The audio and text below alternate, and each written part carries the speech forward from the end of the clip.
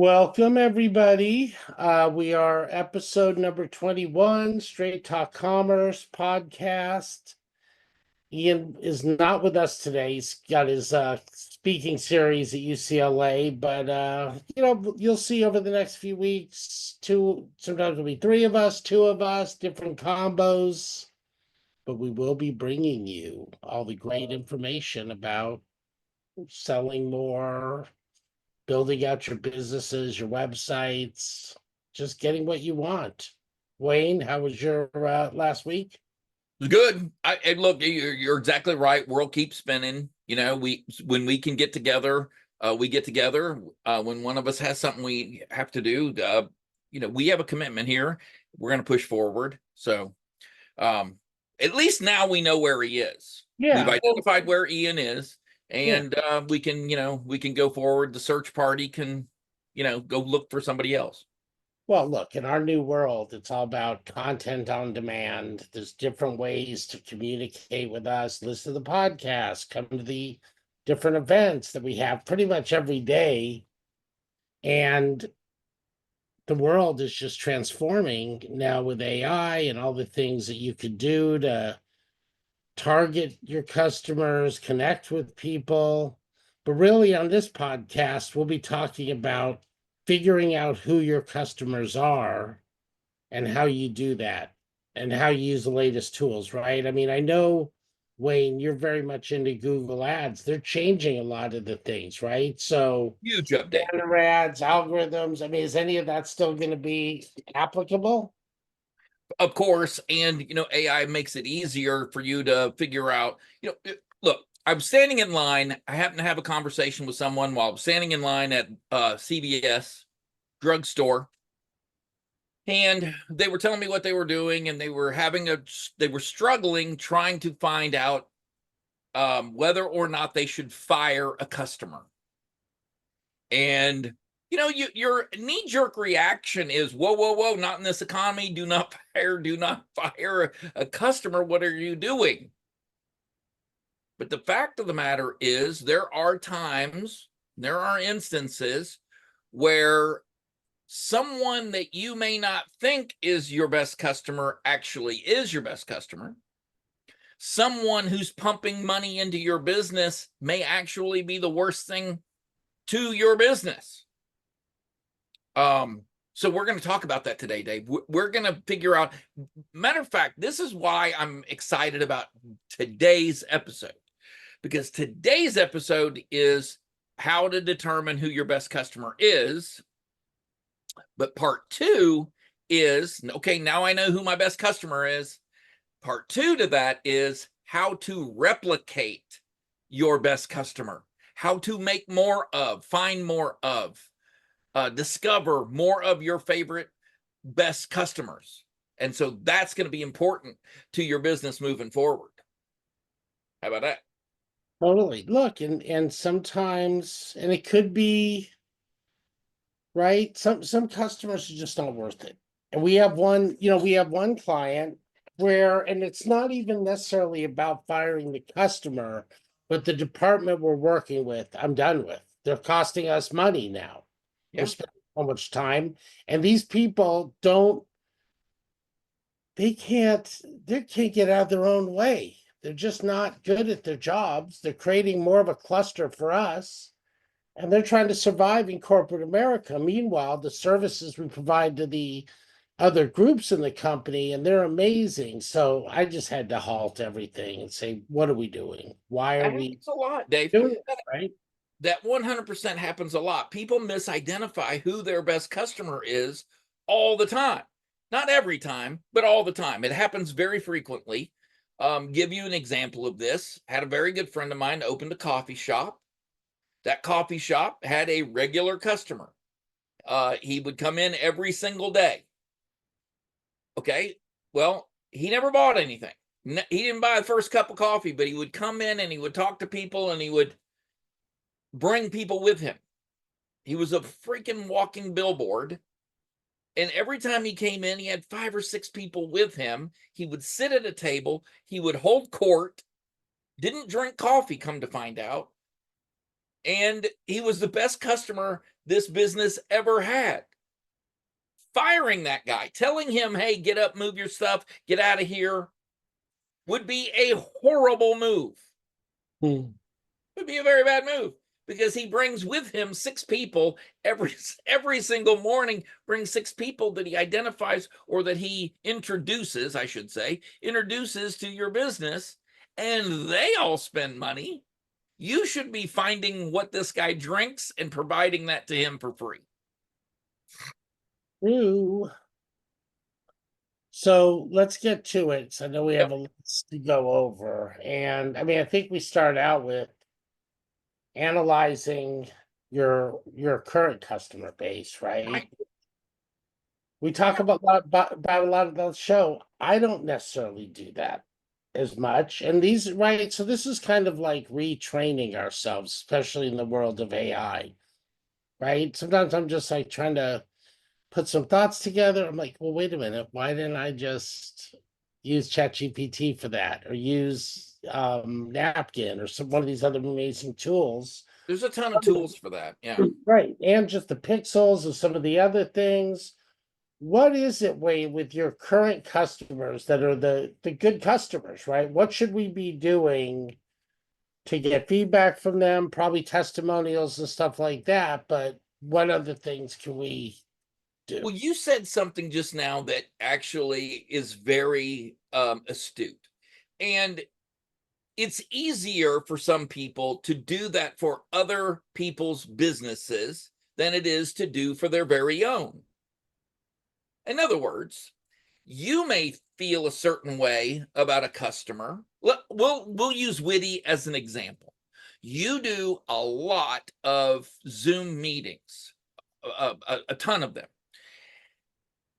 Your best customer is someone that's going to be in that Zoom meeting, meeting after meeting, providing good content, interesting questions, drawing people out, and making those meetings for you interesting and beneficial for everybody. That person may have buy memberships, they may introduce other people to your, but what they are is solid, and they are in every one of your meetings, and they are very solid for you in providing good content to that meeting. Now, on the other hand, if you have someone that is the devil's advocate, he's contrary, every single time you turn Zoom on, he's in there and he's upsetting people, making people mad, and they tell you, hey, I'm never coming back again. Guess what? That's someone that you have to fire. You have to, they may be preventing you from having a large scale movement in your business. So it may be time, put your arm around that person and very kindly say, please don't come back.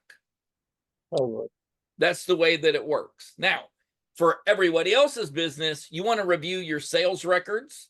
You want to look for customers that spend the most, that purchase things frequently from you, and they show you loyalty.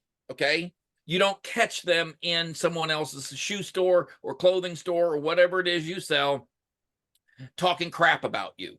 That they actually engage, they actually give you good reviews, and they bring people with them. And that's who your best customers are. And they need to be rewarded frequently, and they need to be rewarded often in many different ways. totally. For sure. And like, going right into the next topic, lifetime value, right? And looking, and if some people, some customers are chasing other customers away, and you can't, you have to figure out a way to do it in a way that works, and maybe have a warning system, or yeah, I don't know. Lifetime value, the CLV, that's built up over time. You may have somebody that comes in, falls in love with what you're doing, and am I boring you, Dave? Am I boring you here? Long week.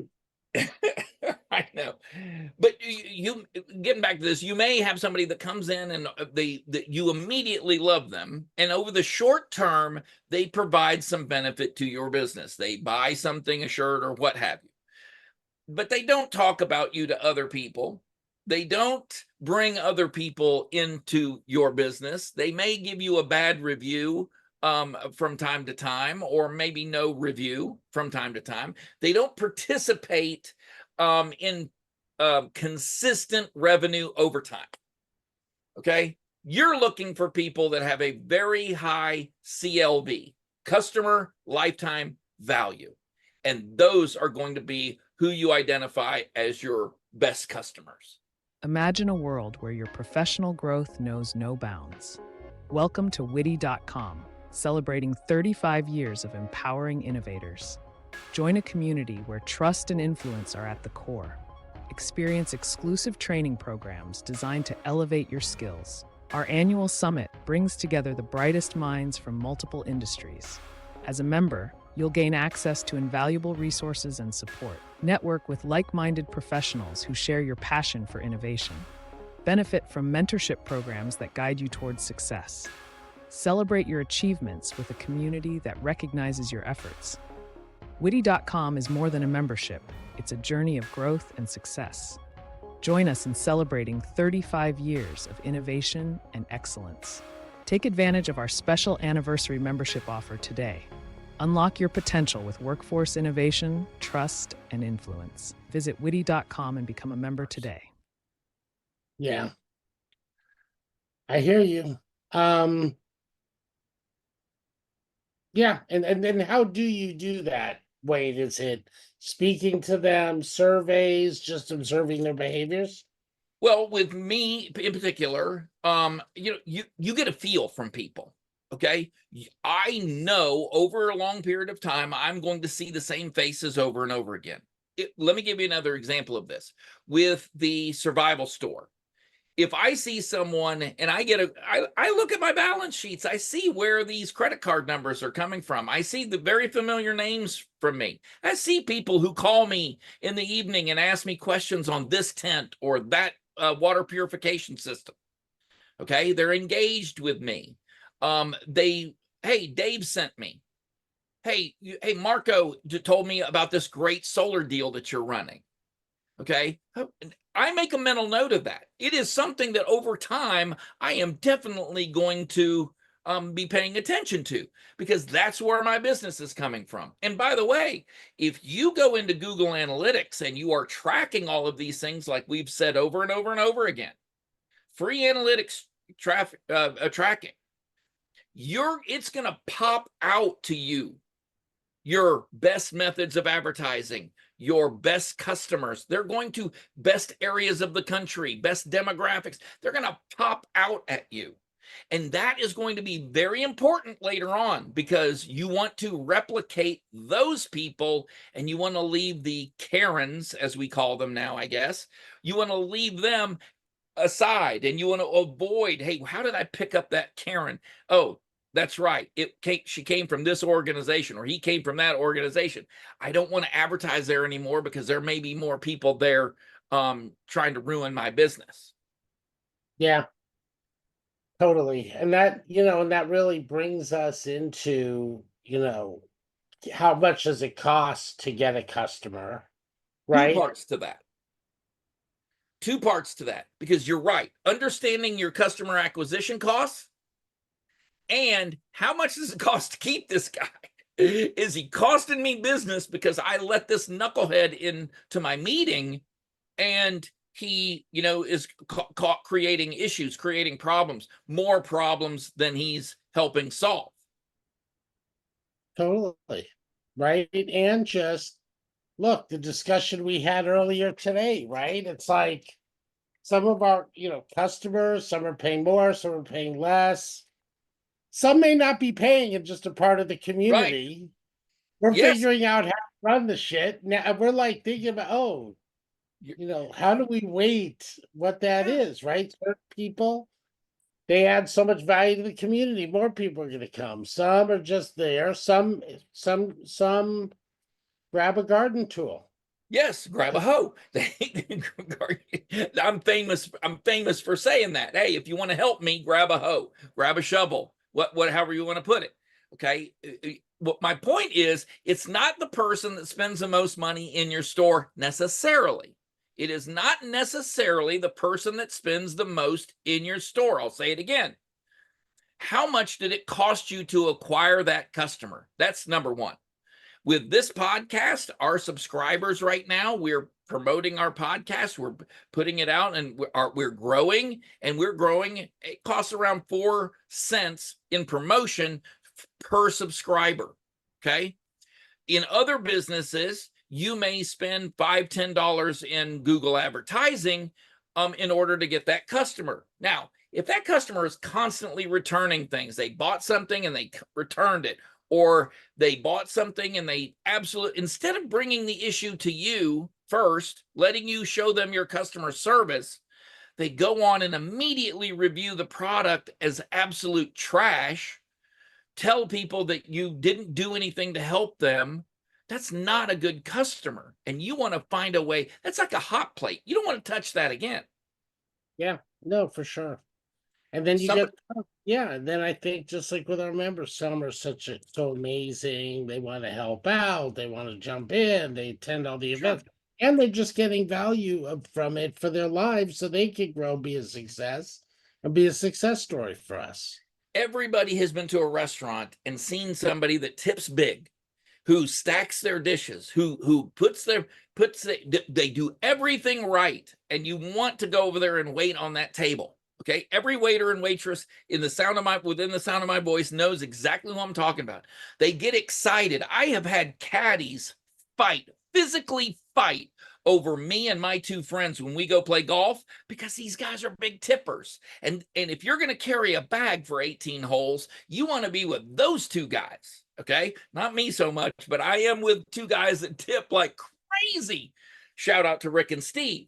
So they understand that, hey, if they're going to be here for 5 days and all they did was grumble and it was horrible to be around, hey, I don't want to carry that bag for 18 holes today. It's almost worth it for me not to do that, because I'm not going to get the benefit, and it's going to be a miserable day.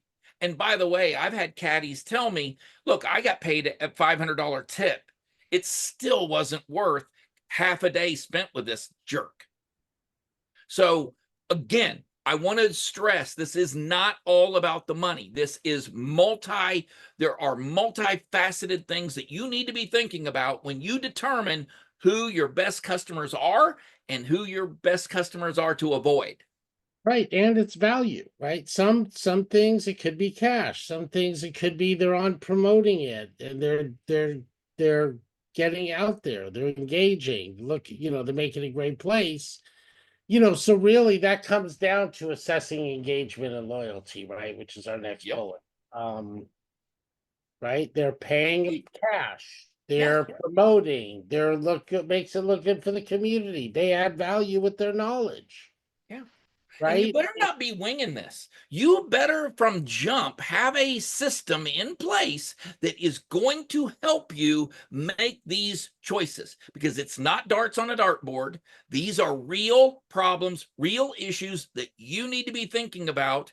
And to be honest, a lot of this is pretty obvious. You probably, all of us, like the waiter or the waitress, everybody knows who that guy is who changes their food order 6 times, and the steak isn't cooked right ever. It's never cooked right. Okay, those are obvious things.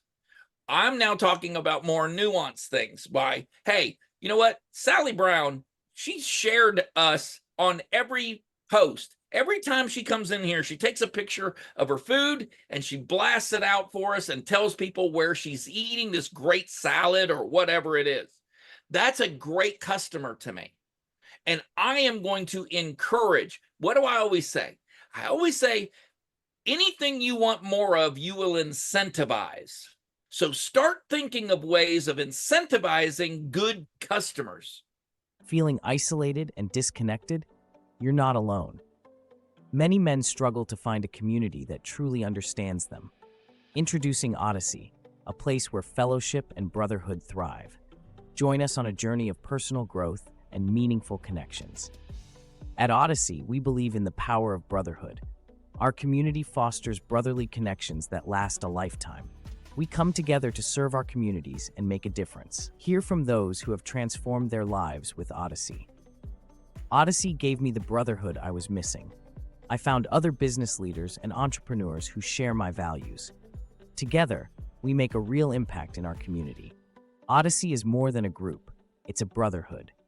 Join us and discover the power of true fellowship. Take the first step towards a more connected and fulfilling life. Odyssey, where fellowship, business, and brotherhood unite. For more information, go to yte.com. Totally. And just no, right? And like I was saying about the organizations, and and just who the customers are, and if you are dealing with larger companies, who you should be dealing with. I was just reading which I was pulling it up while you were talking. One of our members from this one of the biggest insurance companies in the world. Oh, would you recommend Witty? 1 through 10, it's a 10. And I recommend Witty whenever I find someone who hasn't heard about it. I get so much value. I participate in so much. Um, you know, all the members are they're happy that we're trying to deal with the people, which really, comes down on the talent acquisition side. And they got big mouths, but they don't have a strategy. They don't know what they're doing. Yeah, but It's you see something like that, and it jumps out at you, and you really need to find ways of recognizing those people. And most of the time, that's all it takes is just a thank you in public, a thank you, shouting them out right back. Hey, Bill, we love you too. You sexy sucker. Thank you. We feel the same exact way. Go through our comments on Straight Talk Commerce. When someone pays us a compliment, I will go in. It doesn't matter the language. Okay. I will find the translation and I will translate what they said. I will answer the question and then I will throw them a compliment back because I want to encourage other people to engage with us. So the incentive is if you will engage with me, I am going to engage right back with you. And I've extended some invitations this week, Dave. Maybe it's a good time to tell you on some podcasts that are maybe they're not struggling, but they're very intelligent people, have a lot to offer. They just don't have the audience or the way that we're doing this quite yet. And we're going to have them as guests and we're going to be discussing going back and forth on some of the things that we talk about. No, I love it. No, I love it. And, look, and surveys. What I've found with surveying our customers and just with generative AI and ChatGPT, like you can ask many more open questions where people can give you long and short answers. Yeah. And like in the past, you'd want to do more multiple choice. There's different ways to kind of look at the data. Now I'll just take all of, if I get 100 answers, people writing in different things, put it in ChatGPT and say, hey, kind of review this. Give me an overall, and kind of just give me a brief overview of what the sentiment was on what they were talking about. And then recommend a plan for the future based on that, right? Like using AI for these things is so great, but you have to survey your customers. And how often do you do that, Wayne? Well, you should constantly be doing that, but I would tell you that you need to, while you are surveying, you need to pay very close attention to the results and where you get those results, because just sending out a survey is not enough. You need to identify who you're getting these survey results from, because survey results from bad customers are going to be bad results. You're going to want to kind of weight these WEIGTH. You want to weight them, right, in a way that your good customers are giving you good advice and it's over superseding the bad advice maybe that you're getting from another source, a different, it basically it's garbage in, garbage out, that kind of idea. Every one of my businesses, I do surveys, probably quarterly, I would say, constantly running something, and I always offer them in something in return for filling out that survey. But if you, and anyone that's ever done this, you know that there's a certain segment that cannot take anything seriously. And so they will give you answers that are absolutely of no help whatsoever. So Yeah. you need to make sure that you are asking intelligent questions that you cannot get fooled by. You get good results from. Now, if you have that coffee shop, that survey is, I guarantee you that survey is ongoing. It's every single day, because if the coffee's too hot, if the coffee's too cold, if the creamer has curdled, whatever, you are constantly getting that feedback back from people. That is also a customer survey. So you want to get insights into their motivations, and it's going to tell you how to attract better customers. That is a very good way of how to attract better customers. Totally. Yeah, which kind of leads us right into the next bullet, Yeah. identifying patterns, right? Like when you're seeing an uptick and really understanding what you are doing. So that way, when you see something grow, you can understand why it's growing, right? You can act on it. Yes, 100%. There's no reason to do any of these things unless you are going to take action on the things that you find out. That's why I love Google Analytics so much. Number one, there's free education on how to use it. So most business owners have the first hint on how to use it. You can take very basic classes on how this information is going to benefit you. And that information is gold if you want to grow. If you're serious about what you're doing, you are going to find out what has happened in the past and improve. That's the way you're going to improve on it in the future. The whole old adage, you cannot get to where you are going if you do not know where you have been. Analytics tells you where you have been and tells you where you are now. That gives you the tools to tell you where you can point the compass, where you're going to go.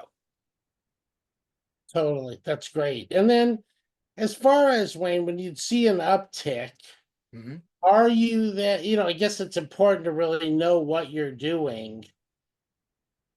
Right. So that way, if something pops, you're like, rather than you already know why it popped rather than it just being random, right? Well, 100%. It would behoove you to find out, okay, I know that my 25 to 35-year-old women, I've had an influx of these customers.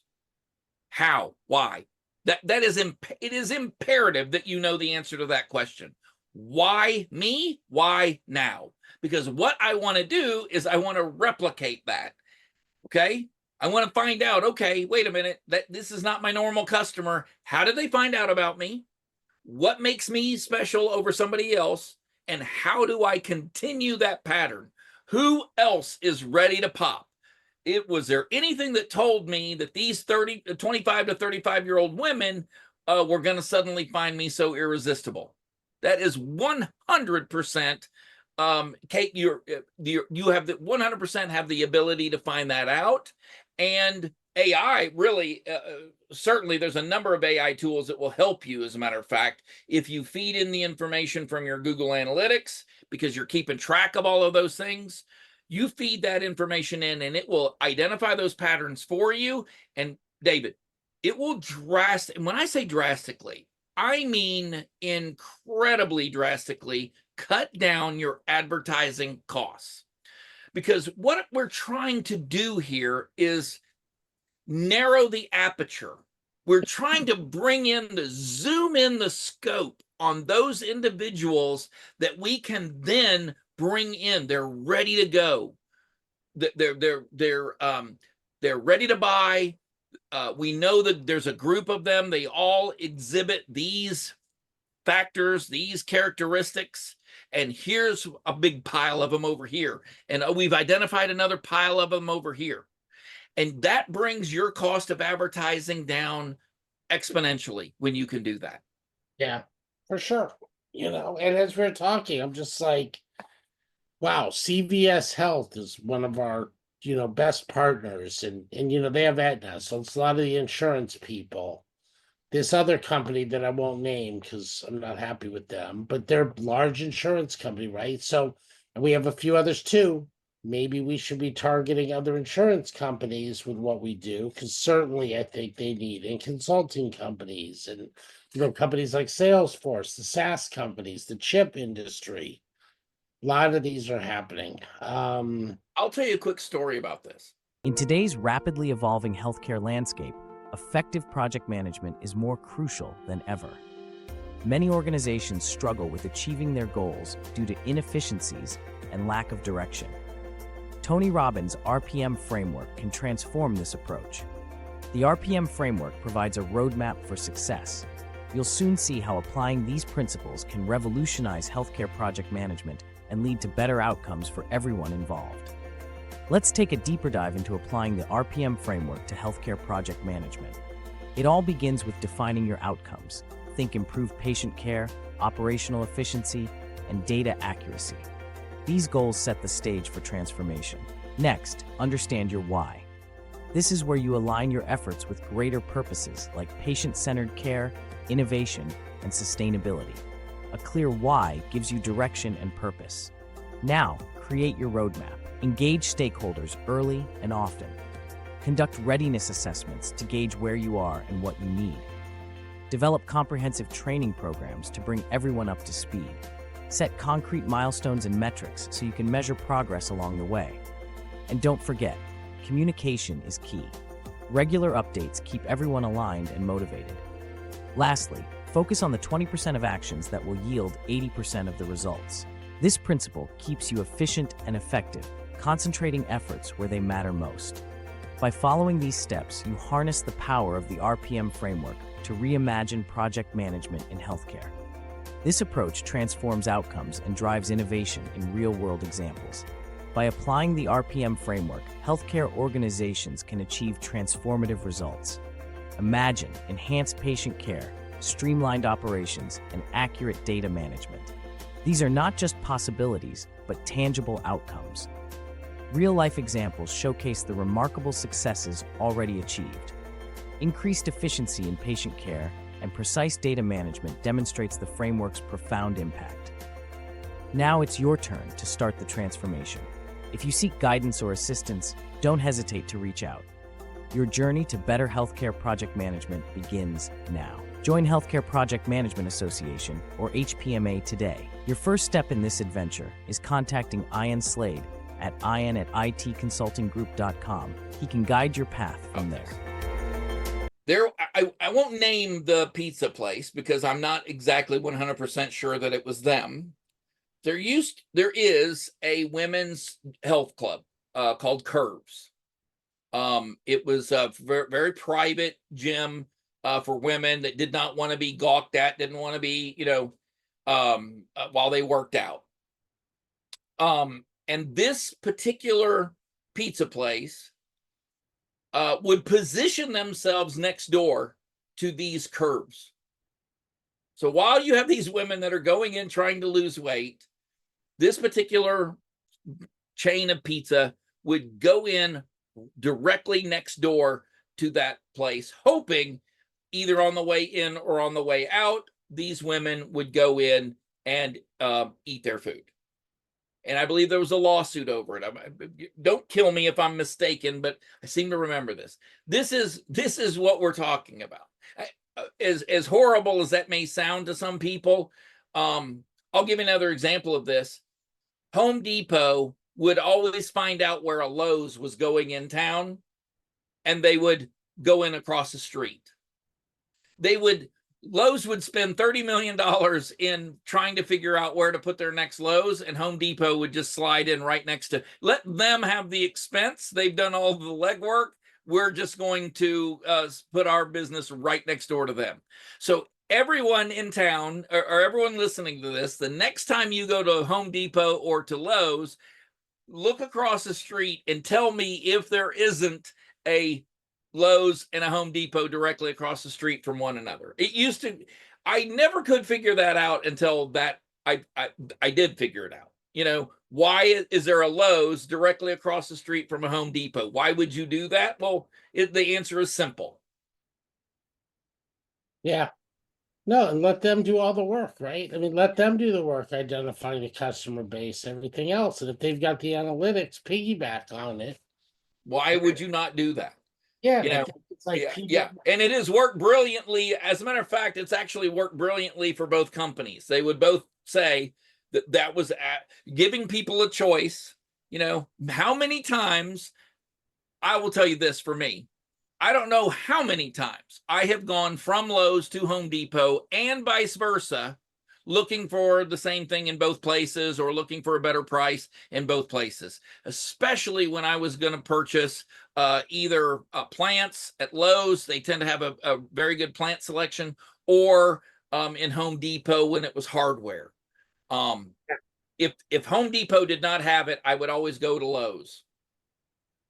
yeah, crazy, right? And then, which is sadder with some of these mom and pop stores, right, that are in these Yep. spaces, whether it's a Costco or some of these other huge hardware stores. But some of them, and I find in my area up here, do have specialized niches.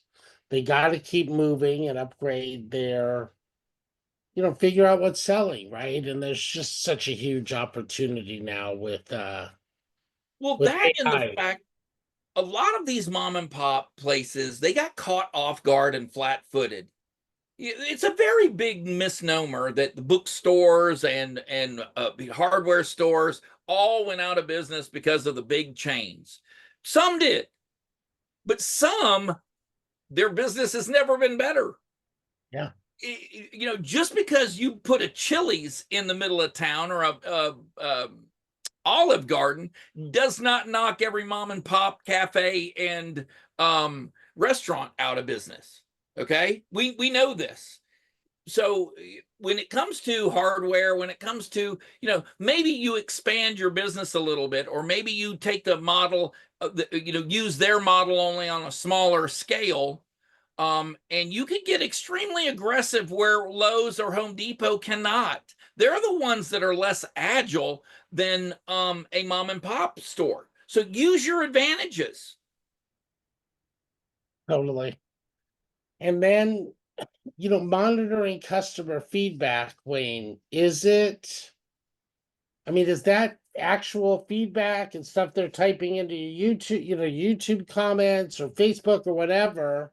Or are you kind of watching the data and just kind of seeing where their clicks go? Or both? Both of those things. I will tell you this. Most of us do not hear a compliment and ignore it.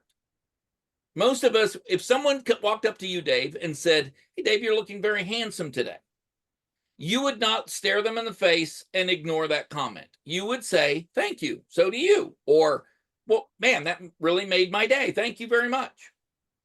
We're talking about, interactions, human interactions between people. Now, if you want your business to appear to be devoid of human interaction, then ignore those comments. Do not spend time answering questions. Do not spend time answering those compliments. Do not spend time defending yourself when it comes to customer complaints. Go ahead. See how that works out for you. I talk to car dealerships all the time. They call me all the time, asking me for help in raising their CSI scores. And some of them, the only time they worry about it is when their CSI score gets customer service index. They cannot understand. Gee, Wayne, we don't know what happened. We don't know why. And 99.99% of the time, it's because there was no feedback. There was no follow through. There was no. These people are talking to you and complimenting you, and there was no answer. You didn't. You incentivized them to be absolute jerks to you, and they took you up on it. And the same thing applies to a restaurant. If someone goes on Instagram and takes a picture of the salad that you created for them and tells people how fresh and delicious it was, and you just ignore it, you deserve the hit in business that it's going to take. Thanks for coming to today's Zoom meeting. Let's break the ice by starting with a bad joke. A minister, a priest, and a rabbit walk into a bar. The bartender says to the rabbit, "What can I get you?" "I don't know, I'm just here because of autocorrect." That is unacceptable, horrible. You upset the baby. That was as boring as your Zoom background. People will think that I'm smart if I have books on a shelf behind me. But I think one title is Green Eggs and Ham. Another one is Winnie the Pooh. They were real nail biters. If you subscribe to the Adobe Creative Suite, use Photoshop and Midjourney, you have all the tools to create great backgrounds. Like this one. I created the background in Midjourney, drew the birds in Illustrator, made them fly in Adobe Animate, and saved it as an MP4. Companies can create a library of backgrounds for all their official Zoom interactions. Does anyone want to hear another joke? It is getting late. You can buy great backgrounds now or join Zoomback Pro and create your own. Go to zoomback.pro for more info. Hey, matter of fact, you probably deserve to go out of business if you continue to do that. No one who's been married, I'm married 20 years this month, right? My lovely wife, she never would have married me, and I wouldn't have married her if every time I told her, "Hey, Tracy, you are looking good today." If she hadn't returned or thanked me for the compliment or returned the compliment, we would not have 3 kids today. I promise you that. I would have next, or did you not hear what I said to you? So people need to start treating their business the same way they treat themselves in a relationship, because you are in a relationship. You're in a relationship with everybody that comes through that door. And some relationships are good relationships, some relationships are bad, and some are abusive, and you need to get out of those abusive relationships. But take it from me. For sure. Yeah, crazy. No, that's good. And that's why it's not people, and I'm sure you get it too. Oh, you have your own business. You're an entrepreneur. Yeah. That's so great. Like, you have all this time off, could we go out and walk the dog in the afternoon, or you go to Trader Joe's or something? Yes. But bottom line is a 24/7 job, right? Listen, last night, 2:30 in the morning, I got a phone call, somebody asking me about one of the products on the website. And I got up and I answered those questions, and I thanked them, and they ended up purchasing something from me. My wife, it blows her mind that I will do that. But look, man, I'll take business wherever it comes. And I know that Trader Joe's has hired someone to follow you around. You're their very best customer. They love you and throw rose petals in front of you, Dave, as you walk along. And, rightfully so. I mean, any time that you frequent a business and you give that much attention and that much time and that much of your energy toward that business, they should appreciate that. And they should follow up with you and make sure that those things that you've helped them with are reciprocated. Of course. Yeah, I feel you. Who wants to be in a relationship that's one-sided? Anybody? Totally. It makes no sense. It makes absolutely no sense. Now, David, this is how to identify. We just went over how to identify your best customers. Okay? And I got homework for anybody that's watching this that wants to improve their business. Okay? Because next week, we are going to do part 2 to this. We have now told you this is how you're going to identify those businesses or those customers for your business, okay? Now we're going to go into how to take advantage of that. We've identified them. Now we're going to talk about, next week, we're going to talk about how to find more. I was with a dentist 2 weeks ago, and they were talking to me and said, "Hey, look, I hate doing teeth cleaning. I make no money on teeth cleaning, none. It's all in the heavier work. It's all in the bridges, and I make a lot of money." I said, "Well, what about teeth replacement?" "Oh man, I love doing that. I do 3 or 4 customers a day, and my day is quick." And I said, "Okay, well, why is it your website has teeth cleaning? Why are you advertising to do things that you don't like doing? Leave that to someone else." "Oh yeah, well, but I get it." But no. Listen, if that's the business that you like, advertise for the business that you like to do. You're not refusing anyone a teeth cleaning. You're Yeah, not refusing a fluoride treatment to people. true. But if you like divorces, if you're an attorney and you want to work on divorces and you hate criminal law, then do not put your business in the direction where you're going to specialize, where you're going to do more divorces and fewer criminal defenses. True. Crazy, right? Yep. Now, you want to talk about Odyssey for a minute? Yeah. Or I think just the bigger witty community, right? Yeah, Yeah, for let's sure. yeah, right. Because I think that first of all, it's amazing, right? With what's going on in the Middle East, 1 week we have Human there who's unveiling a mural in Israel in Yeah, Iran, right by the Saudi Arabian Jordan border. And then 2 days later, we have Dr. Antoine Eid come in and lead our leadership course for Beirut.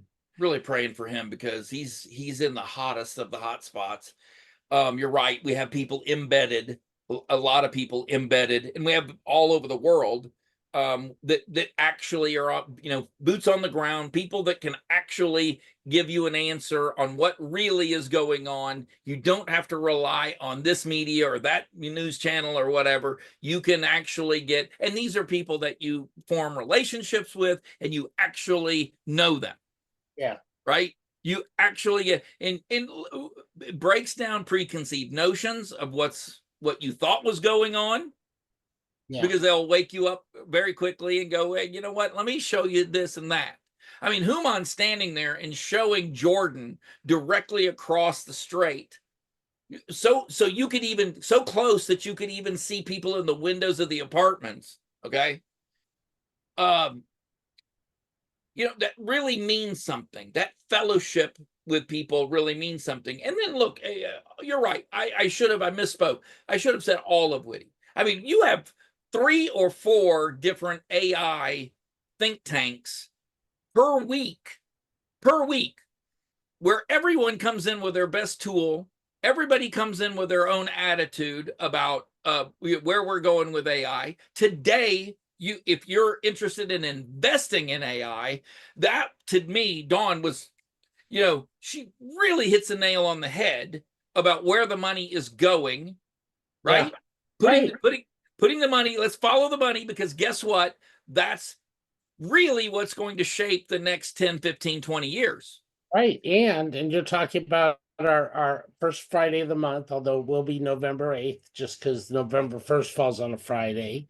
We look back at the previous month. Where did the money go? Where's the investments going? So what does that mean? Where I should start connecting with people if I'm looking for my next opportunity, if I'm looking for a company to partner with. Yep. Right? I mean, and I do kind of come off when we film this on Fridays, my job search strategy session, which that's coaching I do. And it's like, look, right? Oh, I'm looking for a job. I'm applying for jobs. That's a waste of time. In a lot of cases, it is. Should it be? Yeah. No. If I buy a lottery ticket, am I going to hit the lottery? Might, but I'm not going to bank on that, right? I've got to go around and use these tools and the community to get connected with who I want to engage. Well, whether you own a business or whether you're looking for employment right now, customers and opportunities are a scarce resource. So if you are not availing yourself of the tools, of the relationships, of the network that can help you obtain those things, you're really behind the eight ball. You really need to step up, because you're right. The contraction in the economy, the rise of inflation, um, the constriction of money is only making it worse and worse. And we're not even to the election yet. Yeah.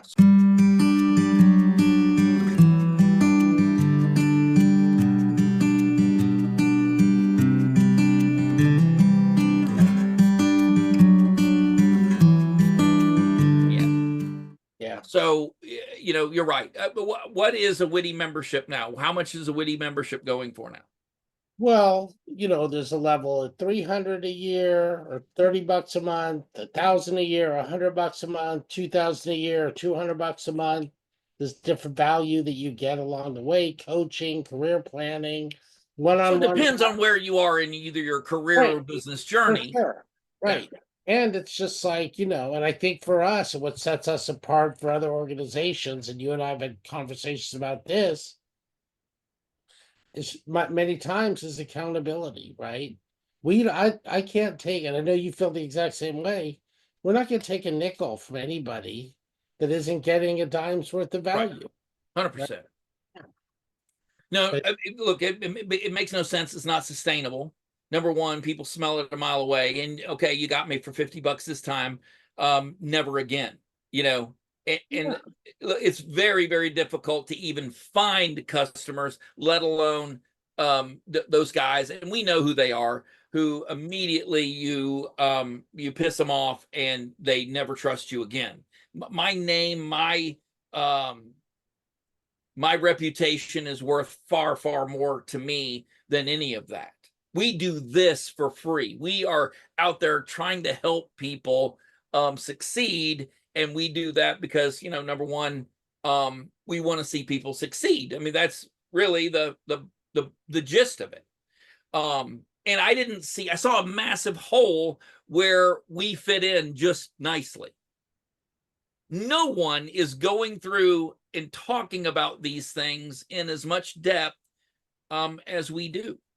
yeah, totally. And, no, without a doubt. And just daily, like we said, people from Hong Kong, all throughout Asia, Europe, Middle East, right? Yep. And, the survey results too, which is why we'll be adding more content on the weekends, different types of programs to support everybody, is because that's what our members are asking for, the community, right? If you work for larger companies, you want to have these spaces to kind of vent and let go. Some might be good on the weekends. If I'm going to learn AI, maybe that's during the week. I don't know, but I have been thinking about like a career strategy session on the weekends. I've been thinking about um AI think tanks on the weekends, right? So many new great tools out there. And some people feel, if they're in a certain type of job, they're overwhelmed, their heads down. They need to, but they may have to put in those 40, 50 hours during the week. Yeah. And they're not thinking about their network, they're not thinking about professional development or upskilling until their company gets bought or they get laid off. No fault of their own. They're still great, but then Yep. they come out of it. They haven't looked at AI. They haven't built and nurtured their network. Hey, look, I have a lot of people that, they complain and they talk about, hey, look, you can't find a job. I'm having a hard time finding a job. And when I do find a job and apply for a job, they're only, they're willing to pay, but very little bit of money. And there's no raises. I haven't had a raise in 7 years. And I sit there and look at them and go, well, what's wrong with you? I mean, if all of those factors are true, and I'm going to take you at your word, you cannot find a job in the area that you're in. The jobs that you can find are beneath you and they don't pay very well, and you're going to be going to work for a company that is not going to promote you, not going to give you proper raises, then please explain to me what's holding you back from starting your own company and doing it the right way. Please explain that to me. Why? And by the way, even if while you were working a job that was paying you less than you feel that you deserve, why are you not getting the skills and the tools together to make yourself a part of this economy, to expand that yourself? Because there's a lot of places where there are massive holes that somebody with half a brain can fill and can push forward on. And it's not coaching, okay? If I see another coach, the next coach I see, I'm going to punch him in the mouth, male or female. That is the most ridiculous, oversaturated thing that's out there right now. I agree with a lot of that, but and it makes it hard for the good coaches to kind of weed through a lot of the stuff, right? So I Which think there's four. There's 4 or 5 really good coaches. Everybody well, else. it depends, like even some of, like career coaching that, it's even strategist or maybe the different names. You're right, because I think it's the early 2000s, all of a sudden everybody's a coach, life coach, this and that. And then, yeah. Coaching is today's realtor. Everybody has where I live, everyone has a real estate license. Everybody, hand you a card and they have realtor on there. Okay. Maybe 10 people in my area are actually selling homes and helping you buy homes. And you can tell the fakers from the real people immediately because of their follow through and because of them accessing and really listening to what it is you want.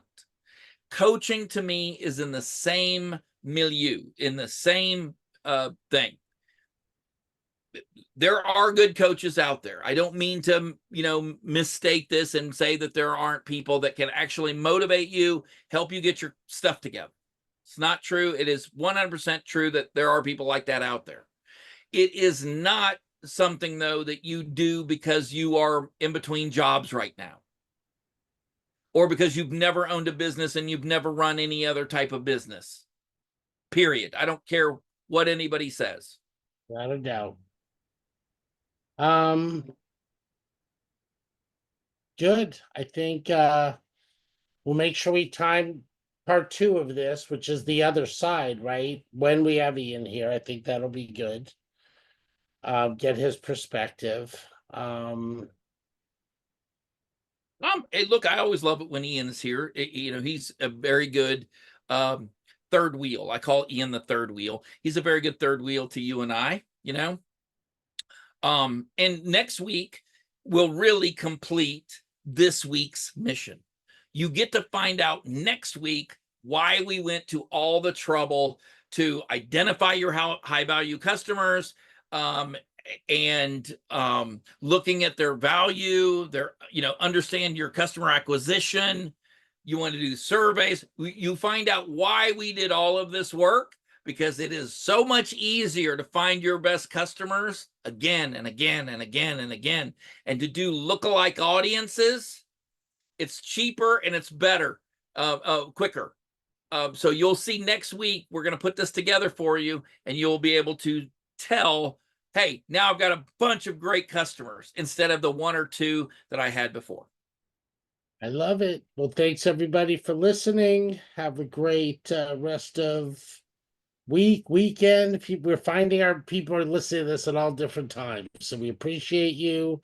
Subscribe, tell a friend, and make sure if you do show up at a Witty event, an Odyssey event, or any of the sessions we have, that you let us know that you heard about it, that you listen to the podcast. Well, also give us a like, give us a thumbs up, subscribe to this channel. I mean, it goes without saying, I guess, but I guess it doesn't.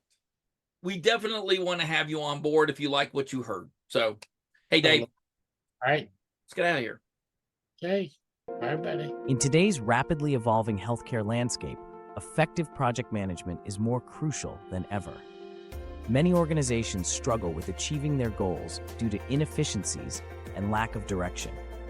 Tony Robbins' RPM framework can transform this approach. The RPM framework provides a roadmap for success. You'll soon see how applying these principles can revolutionize healthcare project management and lead to better outcomes for everyone involved. Let's take a deeper dive into applying the RPM framework to healthcare project management. It all begins with defining your outcomes. Think improved patient care, operational efficiency, and data accuracy. These goals set the stage for transformation. Next, understand your why. This is where you align your efforts with greater purposes like patient-centered care, innovation, and sustainability. A clear why gives you direction and purpose. Now, create your roadmap. Engage stakeholders early and often. Conduct readiness assessments to gauge where you are and what you need. Develop comprehensive training programs to bring everyone up to speed. Set concrete milestones and metrics so you can measure progress along the way. And don't forget, communication is key. Regular updates keep everyone aligned and motivated. Lastly, focus on the 20% of actions that will yield 80% of the results. This principle keeps you efficient and effective, concentrating efforts where they matter most. By following these steps, you harness the power of the RPM framework to reimagine project management in healthcare. This approach transforms outcomes and drives innovation in real-world examples.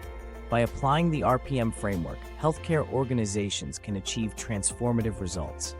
Imagine enhanced patient care, streamlined operations, and accurate data management. These are not just possibilities, but tangible outcomes. Real-life examples showcase the remarkable successes already achieved. Increased efficiency in patient care and precise data management demonstrates the framework's profound impact. Now it's your turn to start the transformation. If you seek guidance or assistance, don't hesitate to reach out. Your journey to better healthcare project management begins now. Join Healthcare Project Management Association, or HPMA, today. Your first step in this adventure is contacting Ian Slade at ian@itconsultinggroup.com. He can guide your path from there.